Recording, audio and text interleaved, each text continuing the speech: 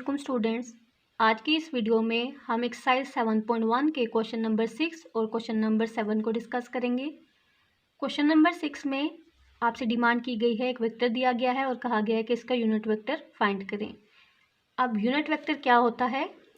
किसी भी वेक्टर का अगर आपको यूनिट वेक्टर फाइंड करना है तो यूनिट वेक्टर से मुराद ऐसा वेक्टर है जो कि उस वेक्टर की ही डायरेक्शन में होगा, डायरेक्शन बिल्कुल सेम होगी, बस अब इसका मैग्नीट्यूड 1 होगा। इसको फाइंड करने का तरीका क्या है? ये आपके पास फार्मूला मौजूद है। अगर आपको वी वेक्टर का एक वी वेक्टर दिया गया है, जैसे इस क्वेश्चन के फर्स्ट पार्ट में वी वेक्टर दिया गया है 2i माइनस जे, आपसे डिमांड की गई है कि find a unit vector in the direction of given vector V. V की डायरेक्शन में आपने यूनिट वेक्टर फाइंड करना है। तो बहुत ही सिंपल है ये। आपने जो वी वेक्टर है उसके लिए आपने वी वेक्टर के ऊपर, यूनिट वेक्टर के लिए वी वेक्टर के ऊपर हेड का साइन डाल देना है, तो ये शो करेगा वी का यूनिट वेक्टर। अब ये इक्वल किसके होता है? वी वेक्टर को आप वी के मैग्नीट्यूड के साथ डिवाइड कर दें। मैग्नीट्यूड फाइंड करना हम सीख चुके हैं, इसमें हम दोबारा से देख लेते हैं कि मैग्नीट्यूड कैसे फाइंड किया जाता है। गिवन है वी 2i माइनस जे। अब हम ये फार्मूला लिख लिया हमने। अब हम वी वेक्टर का मैग्नीट्यूड फाइंड करेंगे। स्क्वायर रूट, अब इसके कोफिशिएंट्स का स्क्वायर लेना पड़ता है और उनको ऐड करना पड़ता है। यहाँ पे i का कंपोनेंट क्या है? 2, 2 का स्क्वायर। j का कंपोनेंट क्या है? -1, -1 का स्क्वायर। इसको ऐड कर दें। 2 स्क्वायर 4 और 1 का स्क्वायर 1 आ जाएगा। 4 + 1 5। तो v का मैग्नीट्यूड आ गया स्क्वायर रूट ऑफ 5। अब फार्मूले में वैल्यू डाल दें। वी वेक्टर गिवन है, वी वेक्टर को मैग्नीट्यूड ऑफ v से डिवाइड कर दें तो यूनिट वेक्टर मिल जाएगा। ये हमें यूनिट वेक्टर मिला in the direction of we vector 2i minus J divided by square root of 5। अब इसको हर एक कंपोनेंट के साथ अलग-अलग डिवाइड कर दें। 2 के साथ अलग से √5 को डिवाइड कर दें। 2/√5i minus 1/√5j। अब ये वी वेक्टर जो आपको गिवन था उसी के डायरेक्शन में ये एक यूनिट वेक्टर है। हम यूँ कह सकते हैं कि जो यूनिट वेक्टर होता है और वेक्टर, उन दोनों की डायरेक्शन सेम होती है।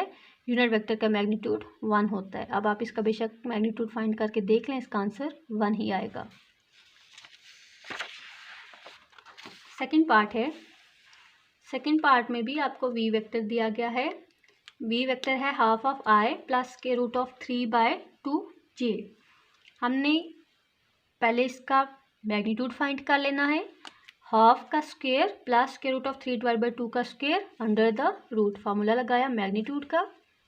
1/2 होल स्क्वायर, 1 का स्क्वायर 1, 2 का स्क्वायर 4, 1/4। यहाँ पे √3 का स्क्वायर और रूट कैंसिल हो जाएंगे, 3 आ जाएगा और 2 का स्क्वायर 4, 3/4।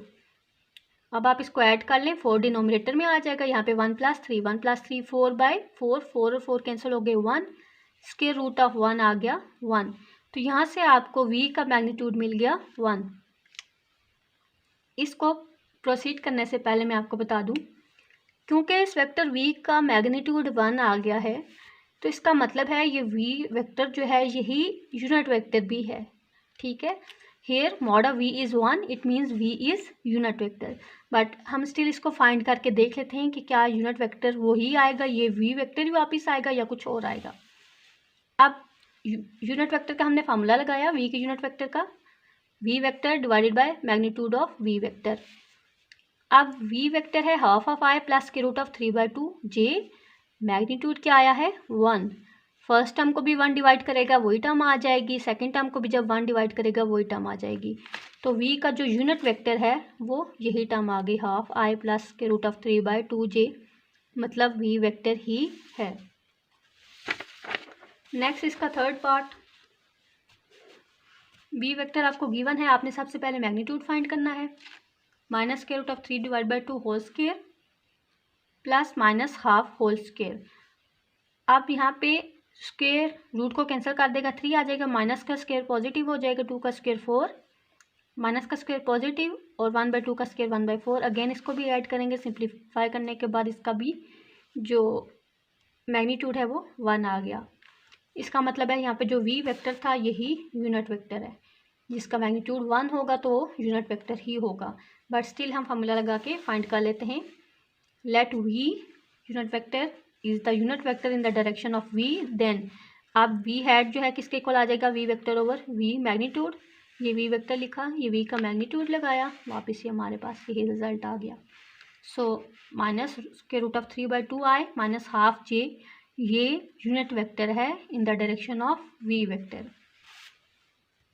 नेक्स्ट हमारे पास क्वेश्चन नंबर 7 है, if A B C are respectively the points, यहाँ पे उन्होंने आपको 3 पॉइंट्स दे दिए गए हैं, ए ये पॉइंट है, बी ये पॉइंट है और सी ये पॉइंट है। Use vector method to find coordinates of the point D, आपको डी फाइंड करने के लिए कहा गया है। If A B C D is a parallelogram. अब देखें ए बी सी डी ये एक पैरेललोग्राम है जिसमें से ए बी और सी के कोऑर्डिनेट्स तो हमें एग्जैक्ट पता है, डी के कोऑर्डिनेट्स नहीं दिए गए, ये फाइंड करने हैं। तो हम इनको सपोज कर लेते हैं ये हैं एक्स एंड वाई। अब क्योंकि ये जो फिगर है ये पैरेललोग्राम है तो हम पैरेललोग्राम के कंडीशंस लगाते हैं, इसके आमने सामने की साइड्स बराबर होती हैं, ठीक है, मतलब ये वेक्टर्स इक्वल होंगे, हम सेम डायरेक्शन में लेंगे। ए बी वेक्टर इक्वल होगा डी सी वेक्टर के, लेंथ भी इनकी इक्वल है और क्योंकि ये दोनों पैरेलल लाइंस हैं तो फिर इनकी डायरेक्शन भी, इनके वेक्टर्स की डायरेक्शन भी सेम होगी। तो यहाँ से हमने कहा कि given A B C D is a parallelogram, इसका मतलब है ए बी इक्वल होगा डी सी के, इसको इक्वेशन 1 कह दिया। अब हम ए बी फाइंड करते हैं और डी सी फाइंड करते हैं, इन दोनों को इक्वल पुट कर देंगे। A B position vector of B minus position vector of A. अब पोजीशन वेक्टर ऑफ बी हमने लिख लिया 4i + 0j, पॉइंट्स दिए गए थे बी के। पोजीशन वेक्टर ऑफ ए लिख दिया 2i - 4j, यहाँ पे माइनस का साइन अंदर मल्टीप्लाई करें, -2i minus minus plus 4j। अब यहाँ पे 4i - 2i आ जाएगा, 0j + 4j 4j। यहाँ पे आपके पास ए बी वेक्टर आ गया 2i + 4j। इसी तरह आपने डी सी वेक्टर भी फाइंड करना है, position vector of C minus position vector of D. अब यहाँ पे डी के पोजीशन वेक्टर क्या होंगे, xi + yj, i - xi, 6j - yj, i common ले लें 1 - x, j कॉमन ले लें 6 - y। अब यहाँ पे देखें डी सी हमारे पास ये है और ए बी हमारे पास ये वेक्टर है। हमने कंडीशन क्या बनाई थी पैरेललोग्राम की, ए बी इक्वल होगा डी सी के, इक्वेशन 1। अब इक्वेशन 1 के थ्रू हम ए बी और डी सी को इक्वल पुट कर देते हैं। ये ए बी का रिजल्ट है और ये डी सी का रिजल्ट है, इसको इक्वल पुट कर दिया। अब दो वेक्टर्स इक्वल कब होते हैं, जब उनके कंपोनेंट्स इक्वल हों, लाइक एक्स कंपोनेंट आपस में इक्वल हों, वाई कंपोनेंट्स आपस में इक्वल हों और जे कंपोनेंट्स आपस में इक्वल हों। तो यहाँ पे इस वेक्टर का एक्स कंपोनेंट है 2 और इस वेक्टर का एक्स कंपोनेंट है 1 - x, इसको इक्वल पुट कर दें, 1 - x = 2। यहाँ से x आ गया -1। इसी तरह y कंपोनेंट को इक्वल पुट करें, 4 = 6 - y, यहाँ से y आ गया 2। इसका मतलब है x और y क्या थे, d के कोऑर्डिनेट्स थे, तो d क्या आया -1 और 2, ये आपका आंसर आ गया। नेक्स्ट इसी क्वेश्चन का सेकंड पार्ट है, पॉइंट्स यही हैं। अब कहा गया है कि A D B C is a parallelogram. यहाँ पे देखें ए डी बी सी, फिर हमने इसके अकॉर्डिंगली पॉइंट्स मार्क कर लिए। यहाँ से डी के कोऑर्डिनेट्स एक्स और वाई, डी ही हमने फाइंड करना था। अब ए डी और सी बी को हम इक्वल पुट कर देते हैं।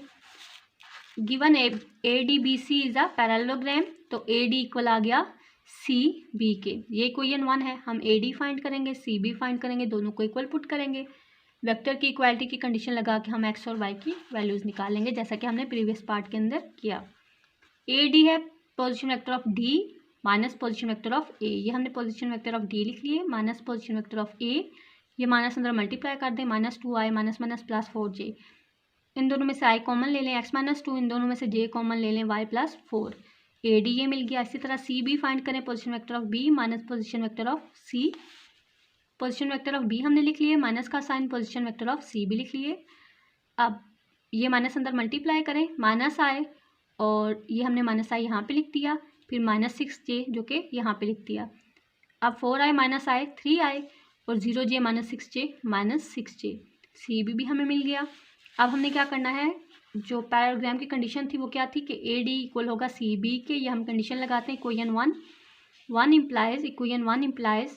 अब हमने इक्वल पुट कर दिया है ए डी को सी बी के, तो यहाँ से अब दो वेक्टर्स इक्वल कब होते हैं? जब उनके कंपोनेंट्स इक्वल हों।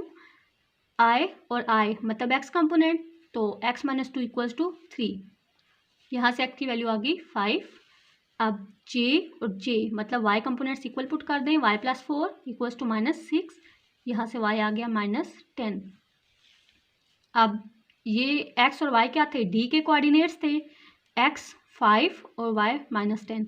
तो d आ गया हमारे पास, जो हमने पॉइंट फाइंड करना था 5 - 10। ये आपका आंसर है। होप्स हो कि ये दोनों क्वेश्चंस आपको समझ आ गए होंगे। अगर आपको ये वीडियो मुफीद लगे तो इसे अपने दोस्तों के साथ ज़रूर शेयर